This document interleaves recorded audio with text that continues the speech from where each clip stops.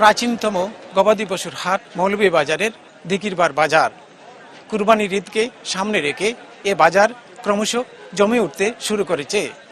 বিক্রেতারা রং বেরঙের ছোট বড় গবাদি পশু নিয়ে হাজির হচ্ছেন এখানে, আর ক্রেতারা দেখছেন, ঘুরছেন আর জানতে চাইছেন দাম কত।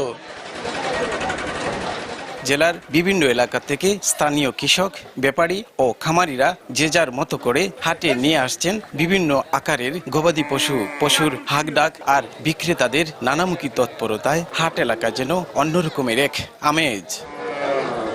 প্রতি সপ্তাহের শনি মঙ্গলবারে বসে এই হাট। বিক্রেতারা বলছেন এখন লোকজনের উপস্থিতি অনেকটা কম হলেও আরো কিছুদিনের মধ্যেই জমজমাট হয়ে উঠবে হাট, আর তখন ক্রেতা বিক্রেতাদের উপস্থিতিতে পা ফেলার ঠাঁই থাকবে না হাটে। তারপরও দেখা যায় ছোট বড় ও মাঝারি সব ধরনের গবাদি পশু নিয়ে আসা হচ্ছে হাটে। দরদামও হাঁকানো হচ্ছে বেশ।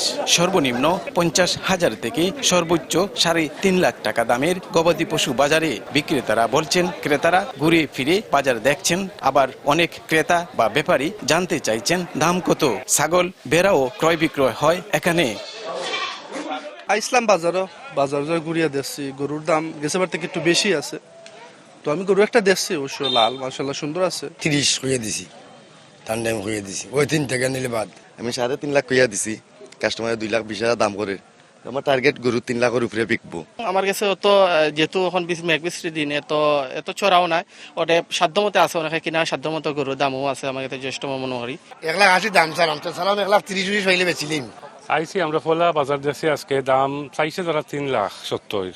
তো দেখলাম আমি আরো বাজার বইও দেখিয়া বুঝি শুনি লইম গরু। হয়তো বাজার সামনের দিকে আরো হইলে হয়তো দাম একটু কম হইব। বাজারের অবস্থা আছে, মোটামুটি আছে, এমন বেশি ভালো না আর এমন বেশি মন্দও না। ইনশাল্লাহ বাজার জমজমাট হইব। দিঘিরপাড় গরুর বাজারে এসে কোনো রকমের হয়রানির শিকার না হতে হয়, সেই জন্য সার্বক্ষণিক নজরদারি রয়েছে বললেন ইজারাদার।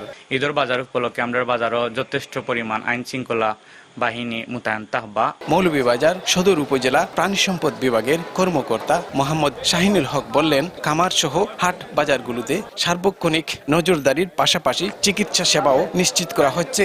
নিয়মিতভাবে প্রত্যেকটা খামারে যাওয়ার চেষ্টা করতেছে, এবং যখন কোনো জায়গায় আসে, কোনো ধরনের প্রশ্ন আসে বা তাদের কোনো ধরনের ঝুঁকি থাকে বা কোনো ধরনের চিকিৎসা থাকে, আমরা তাৎক্ষণিকভাবে ওই খামার পরিদর্শন করতেছি এবং সমাধান করার চেষ্টা করতেছি।